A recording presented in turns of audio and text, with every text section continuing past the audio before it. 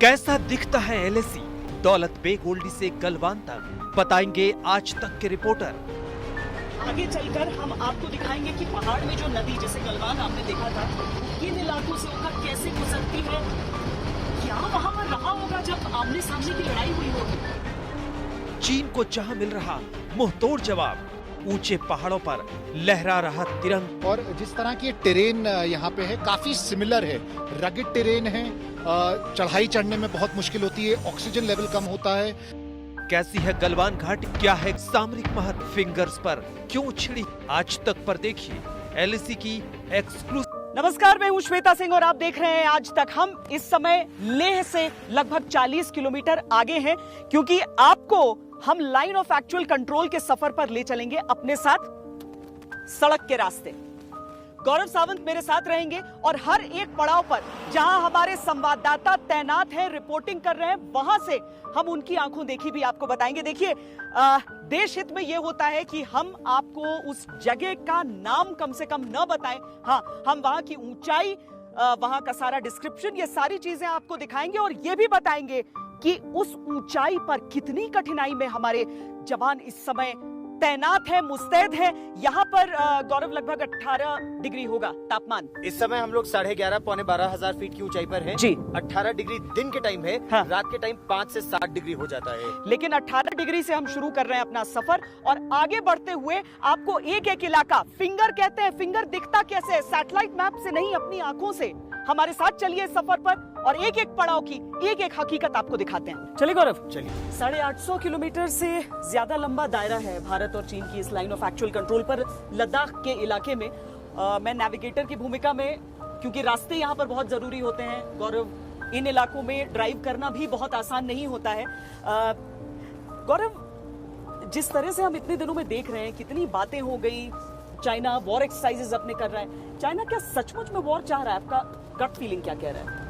China, Shweta, बिना युद्ध लड़े हाँ। भारत को हराने की साजिश रच रहा है और ये उसकी नीति है। हाँ। सुन त्सू की नीति है, दुश्मन को मनोवैज्ञानिक तरीके से इतना डरा दो कि बिना युद्ध लड़े या एक बहुत ही शॉर्ट शार्प युद्ध लड़के आप जीत जाओ, ताकि दुश्मन रिएक्ट भी ना कर पाए। लेकिन चाइना ऐसा करने में सफल नहीं होगा। चलिए हम ये रिपोर्ट देख लेते हैं और ये रिपोर्ट हमारे दर्शकों को पूरी स्थिति साफ कर देगी। ये रिपोर्ट हम दिखाते हैं आपको और जिन इलाकों से हम गुजर रहे हैं इन्हें भी ध्यान से देखते चलिए, क्योंकि आगे चलकर हम आपको दिखाएंगे कि पहाड़ में जो नदी जैसे गलवान आपने देखा था, वो किन इलाकों से होकर कैसे गुजरती है। क्या वहां पर रहा होगा जब आमने सामने की लड़ाई हुई होगी। पहले ये रिपोर्ट जैसा गौरव बताया। भारत पर छिपकर वार करना चीन को महंगा पड़ा है। भारतीय सेना ने पूर्वी लद्दाख के एलएसी की तमाम ऊंची चोटियों से चीन को बेदखल कर दिया है। पहली बार चीन को भारतीय सेना ने चौंका दिया है। एक एक कर सारी चोटियों पर शूरवीर जवानों ने तिरंगा फहराया। चोटियों पर पहुंची चोट से चीन बौखला गया है, लेकिन उसकी मुराद अभी पूरी नहीं हुई है। लिहाजा भारतीय फौज ने इन पहाड़ों पर चीन की घेराबंदी भी शुरू कर दी है। वो चोटियों पर अपनी पकड़ मजबूत बनाने के साथ ही सैनिकों की तैनाती के साथ ही तोपों की तादाद भी बढ़ा रहा है। ऊंचाई पर बढ़ती भारत की ताकत से चीन के पैर उखड़ रहे हैं। पहली बार चीन बैकफुट पर नजर आ रहा है। चीन घुटने टेकता नजर आ रहा है। इन पर जहां थल सेना के जवानों ने चीन को पीछे धकेल दिया है, वहीं वायुसेना चीन की हर हरकत पर नजर रखने का मकसद शुरू से ही पूर्वी लद्दाख में भारतीय सेना की मौजूदगी को कम करना था। वो इस इलाके में भारत की ओर से सड़क और पुल बनाने के काम में अड़ंगा डाल रहा था, लेकिन भारत ने इस इलाके में विकास को नहीं रोका। इस बात से चीन बौखला गया। की साजिश रच रहा है और ये चाइनीज फिलॉसफी है सुन त्सू की, कि दुश्मन को आप मनोवैज्ञानिक तरीके से इतना डरा दो कि वो बिना लड़े हार मान ले। चाइना इसमें सफल हो चुका है कुछ और देशों के साथ, लेकिन भारत के साथ वो सफल नहीं होगा, क्योंकि यहाँ पर हमने न केवल मिरर डिप्लॉयमेंट किया है, बल्कि कुछ ऐसी चोटियों को अपने कब्जे में लिया है जिसे चाइना बैकफुट पर है। चीन ने भारत को उकसाया तो भारत ने भी साफ कर दिया कि वो चीन को मुंहतोड़ जवाब देगा। और इस दौरान भारतीय सेना का मनोबल बढ़ाने के लिए लगातार देश के प्रधानमंत्री से लेकर रक्षा मंत्री और थल सेनाध्यक्ष के अलावा वायु सेनाध्यक्ष ने भी लद्दाख का दौरा किया। भारतीय सेना ने इसी बुलंद हौसले से चीन की हर चाल को नाकाम कर दिया है। गलवान की घटना के बाद चीन ने पेंगोंग के दक्षिण में नई चाल चली थी, लेकिन भारत ने चीन को उसी के खेल में बुरी तरह पटक दिया। इससे शक्तिशाली चीन लद्दाख के पहाड़ों में भारतीय सेना के नीचे आकर कमजोर हो गया है। इसी बात से चीन बौखलाया हुआ है और युद्ध का खतरा बना हुआ है। लेकिन भारत भी चीन की चाल को अच्छी तरह समझता है और भारत के जवाब से चीन हैरान है। उसे अंदाजा नहीं था कि एलएसी पर भारत की तरफ से ऐसा जवाब मिलेगा। एलएसी पर जहां जहां चीन की सेना तैनात है, वहां वहां भारतीय सेना उतनी ही संख्या और उतने ही हथियारों के साथ चीन की आंख में आंख डालकर खड़ी है। चीन के सरकारी अखबार भारतीय सेना को सर्दियों की धमकी दे रहे हैं। उनको लगता है कि अगर भारतीय सैनिक पेंगोंग झील के दक्षिणी तट से नहीं हटते तो चीनी सेना पूरे ठंड के मौसम तक उनके साथ मुकाबला करती रहेगी। भारतीय सैनिक दुनिया के सबसे ऊंचे युद्ध क्षेत्र यानी सियाचिन में 365 दिन तैनात रहते हैं, जहां -50 डिग्री सेल्सियस का तापमान रहता है। ऐसे में भारतीय सेना को सर्दियों की धमकी देना भी चीन की बड़ी भूल साबित होगी। श्वेता सिंह के साथ गौरव सावंत, लद्दाख आज तक। आपको बताएं हम कि फिंगर्स क्या होते हैं। फिंगर्स आप असल में मैप में एक देखना और ये समझना कि पहाड़ों का जो जमीनी हिस्सा है जो आगे की तरफ बढ़ रहा है, अगर हम इसे पहाड़ी उंगलियां कहें गलत होगा? बिल्कुल सही होगा।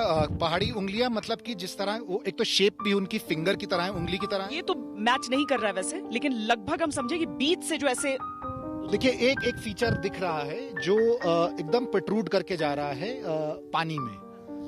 एग्जैक्टली फिंगर एरिया पेंगोंग का तो शायद नहीं कह सकते, लेकिन थोड़ा बहुत सिमिलर। कैसे आता है? ऊपर एक रिज लाइन है, रिज लाइन से 5 उंगलियां या 8 उंगलियां ऐसे नीचे जा रही हैं और वो पेंगोंगसो झील में जा रही हैं। वहां 4 फिंगर तक हम थे, 4थी से 8वीं तक नोमैन्स लैंड था एक तरह से, और 8वीं के बाद चीन का। 5वीं पे भी 45 कर रहा है। चीन बहुत जबरदस्त तरीके से अपने आप को फोर्टिफाई कर रहा है फिंगर 5 पर, लेकिन उसको हमारे स्पेशल फोर्सेस और स्पेशल फ्रंटियर फोर्स ने न्यूट्रलाइज कर दिया। फिंगर 4 पर चीन से भी ज्यादा ऊंचाई पर अपने आप को वहां पर स्थापित करके अपनी मशीन गन पोजीशंस वहां पर बनाकर। यहाँ पर भी अगर आप इन फीचर्स के जरिए समझने की कोशिश कीजिए, देखिए कि जो ऊंचाई वाले हिस्से पे अगर आप बैठेंगे तो नीचे कोई अपने अगर कैंप बना भी ले, नीचे से आने की कोशिश भी करे, तो सोचिए उसका क्या हाल होगा। एक चट्टान भर अगर लुढ़का दी जाए तो उसकी परिस्थिति समझ लीजिए। और चीन तो कोशिश कर रहा है, रात के अंधेरे में कोशिश करता है। बहरहाल पेंगोंगसो का इलाका जो है, जो हमने अपनी आंखों से कम देखा है, लेकिन आपको इस समय की हम तस्वीरें इसलिए नहीं दिखा सकते हैं क्योंकि चाइना के लिए मेहनत नहीं रह जाएगी, उसे जासूसी नहीं करनी पड़ेगी अगर सारी तस्वीरें हम दिखाएंगे। हम आपको समझा रहे हैं एलएसी कैसा है, और इसीलिए डीबीओ जहां पर कोई भी भारतीय चैनल या विदेशी चैनल भी, कोई भी रिपोर्टर आज तक नहीं पहुंचा है, इस कॉन्फ्लिक्ट की स्थिति में गौरव सावंत वहां पर पहुंचे। एक रिपोर्ट पर एक नजर डाल लीजिए, फिर हम आगे और हिस्से आपको दिखाते हैं। हम इस समय डुरबुक से 150 किलोमीटर आगे आ गए हैं और ये दुनिया का सबसे ऊंचा ब्रिज है। 14,650 फीट की ऊंचाई पर कर्नल छिवांग रिंचन महावीर चक्र एंड बार सेना मेडल लद्दाख के हीरो के नाम पर यह ब्रिज पूर्वी लद्दाख में बनाया गया है। और यह ब्रिज प्रकृति का चमत्कार नहीं है, ये सेना के दृढ़ संकल्प और इच्छा शक्ति का परिणाम है। क्यों? क्योंकि इस ऊंचाई पर श्योक नदी पर यह ब्रिज बनाना एक समय लगभग असंभव माना जाता। श्योक नदी पर बना ये पुल हर मौसम में इस्तेमाल किया जा सकता है। ये पुल इंजीनियरिंग का बेहतरीन नमूना है। सेना 12 महीने तक इस पुल का इस्तेमाल कर सकती है। भारी से भारी वाहन इससे गुजर सकते हैं। ये बताइए, जब ये ब्रिज नहीं बना था, ये रक्षा मंत्री राजनाथ सिंह ने अक्टूबर 2019 में इसका उद्घाटन किया, उससे पहले हमारे सिपाही और हमारी गाड़ियां कैसे जाती थी? क्या नदी पार करती थी? उससे पहले नदी क्रॉस करनी पड़ती थी। जब नदी का फ्लो बढ़ता था तब थोड़ी दिक्कतें आती थी। वहां पे बीच में एक ब्रिज है, लेकिन नदी का पानी इतना हो जाता था कि इसको एरियल केबल वे के यूज करते हुए क्रॉस किया जाता था। बट अब ये ब्रिज है तो ये ऑल वेदर कनेक्टिविटी हो गई है आगे की तरफ।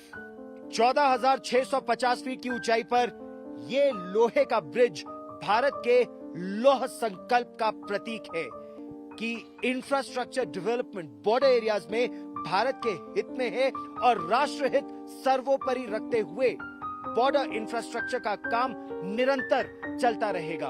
और 255 किलोमीटर लंबी यही सड़क डीएसडीबीओ रोड, इस समय हम लोग डीएसडीबीओ रोड पर लगभग 18,200 फीट की ऊंचाई पर है और ये इस रोड की सबसे हाईएस्ट पॉइंट है, इस रोड का सबसे हाईएस्ट पॉइंट है। ठीक मेरे पीछे वो रीमो ग्लेशियर है और यहीं से पानी आता है श्योक नदी में। कितना कठिन है यहाँ पर सड़क बनाना, जब हम लोग को बात करने में भी 18,000 फीट पर समस्या हो रही है। मैं आपको सबसे पहले गर्व के साथ ये बताना चाहता हूँ कि मैं दुनिया के सबसे ऊंची आरसीसी का ऑफिसर कमांडिंग हूँ और हमारा ये लास्ट 50 किलोमीटर का स्ट्रेच है।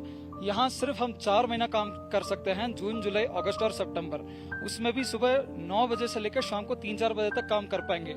इस समय भी आप ये देख सकते हो कि बहुत ज्यादा हवा चल रही है, टेम्परेचर बहुत ज्यादा नीचे जा रहे हैं। ये विटामिन सेट होने के लिए हमें 140 डिग्री के आसपास टेम्परेचर चाहिए और 120 से नीचे अगर चला जाता है तो ये ब्लैक टॉपिंग सेट नहीं हो पाता है। तो यहाँ काम करना मुश्किल तो है बट नामुमकिन नहीं है। तो हम और अब हम दौलत बेग ओल्डी से 10 किलोमीटर पीछे हैं, यानी 245 किलोमीटर का सफर तय करके हम भारत की 16,696 फीट की ऊंचाई पर ये Daulat Beg Oldi advance landing ground है। ये विश्व का सबसे ऊंचा ALG या एडवांस लैंडिंग ग्राउंड है। यहाँ पर वायुसेना ने 1962 में अपने विमान उतारे थे। 1962 के अलावा 2008 में AN-32 एक विमान उतारा था और फिर 2013 में C-130J हर्क्यूलिस विमान यहाँ पर उतारा गया था। अभी भी यहाँ पर एक हेलीपैड है। वो हेलीपैड यहाँ पर रसद सामग्री, जरूरत का सामान लेकर आता है और ठीक उसके पीछे एडवांस लैंडिंग ग्राउंड है।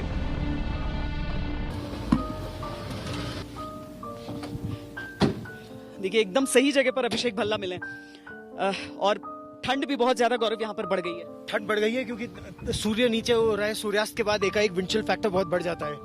लेकिन साथ में इसलिए क्योंकि नदी है और यहाँ से हम आपको बेहतर एक्सप्लेन कर पाएंगे कि किस तरह से गलवान नाला जिसे हम कहते हैं, इनका पीस 2 खत्म हो गया। तो यहाँ पर इनके कैमरा पर्सन सत्या और अभिषेक भल्ला यहाँ पे कितने दिन हो गए अभी तक यहाँ पे? अभी तक मिला के 1 महीना तो हम लोग रह चुके हैं। और उसमें जब स्टार्ट हुआ था गौरव तो हम लोग गए थे, बेटन पास करके गए थे अभिषेक। हम लोग 16 तारीख को आए थे, 16 जून को 15 जून की घटना के बाद हम लोग 28 तक रहे थे और 28 को अभिषेक आए थे। और उसके बाद से हम, यानी कि एक भी दिन ऐसा नहीं बीता है जो आज तक यहाँ पर अपनी मौजूदगी नहीं रखी है। लेकिन इसे देखकर अगर हम समझ सके, मोहसिन मेरे साथ कैमरे में लगातार वो भी यहाँ पर रहते हैं, अगर हम समझ सकें अभिषेक, हम कुछ सिमिलैरिटी ड्रॉ कर सकते हैं ना लगभग जो तैनाती की जगह है उससे? जी बिल्कुल, देखिए ये जो वैली है इस तरह का ही कुछ मंजर रहा होगा जब 15 जून को वो घटना हुई। नदी ऐसे ही बह रही थी और काफी लोग जिनकी मौत हुई वो नदी में गिरने के कारण भी हुई। और जिस तरह की टेरेन यहाँ पे है काफी सिमिलर है, रगिड टेरेन है, चढ़ाई चढ़ने में बहुत मुश्किल होती है, ऑक्सीजन लेवल कम होता है। तो जाहिर सी बात है जो तैनाती यहाँ पे है और खास करके जैसे विंटर अप्रोच कर रही है उसके लिए बहुत ज्यादा मुश्किल होने वाला है। लेकिन एक चीज मैं आपको बता दूं कि शायद गलवान जहां पर सबसे बड़ी झड़प हुई थी, हमारे 20 लोग शहीद हुए, वहां पर अभी स्थिति सबसे ज्यादा सामान्य है। अगर डिसएंगेजमेंट कहीं हुआ है तो शायद वहां हुआ है। चीन का जो कैंप है वो करीब 2 किलोमीटर पीछे है घटना जहां पर हुई थी PP-14 से। वजह है चीन पीछे इसलिए हटा क्योंकि भारत ने यहाँ जबरदस्त शक्ति प्रदर्शन किया। जब चीन के 40 से ज्यादा लोग यहाँ मारे गए या घायल हुए तो चीन समझ गया उसकी दाल यहाँ गलने वाली नहीं है, तो वो चुपचाप पीछे हट गया। और यहाँ हाइट्स पर भी भारतीय सेना बहुत अच्छी तरह से तैनात है। चीन का इतिहास रहा है जब प्रतिद्वंदी मजबूत है चीन आगे नहीं बढ़ता। हम मजबूत हैं और दिन पर दिन अपनी मजबूती और दिखा रहे हैं। जितना हम मजबूत होंगे युद्ध की संभावना उतनी कम हो जाएगी, युद्ध की आशंका उतनी कम होती जाएगी। और जैसा हमेशा हम कहते हैं, भय बिन होई न प्रीत। चीन को भय बैठ रहा है उसके मन में। LAC के हालात आप देख रहे हैं यहाँ पर। समझ लीजिए कि कहीं ना कहीं चोटियों के किसी किनारे पर भारतीय सेना लगातार मुस्तैद है। पेंगोंग झील के जो हिस्से हैं जहां पर हमारे वीर लगातार वहां पर कब्जा जमाए, नियंत्रण बनाए बैठे हुए हैं, इन हालात में वो बैठे हैं, सिर्फ बैठे नहीं हैं, लड़ने के लिए तैयार हैं। तो लाइन ऑफ एक्चुअल कंट्रोल की समूची तस्वीर आपको दिखाते हमारी इस खास पेशकश में इतना ही। कैमरा पर्सन सत्या, कृपाल सिंह, और सैयद मोहसिन के साथ हमें दीजिए इजाजत। देश और दुनिया की बाकी खबरों के लिए देखते रहिए आज तक। नमस्कार, मैं हूं अंजना ओम कश्यप। हमें उम्मीद है ये वीडियो आपको पसंद आया होगा। लेटेस्ट खबरों के लिए यूं ही देखते रहिए आज तक, और इस वीडियो के पसंद आने पर लाइक, शेयर एंड सब्सक्राइब करना ना भूलें।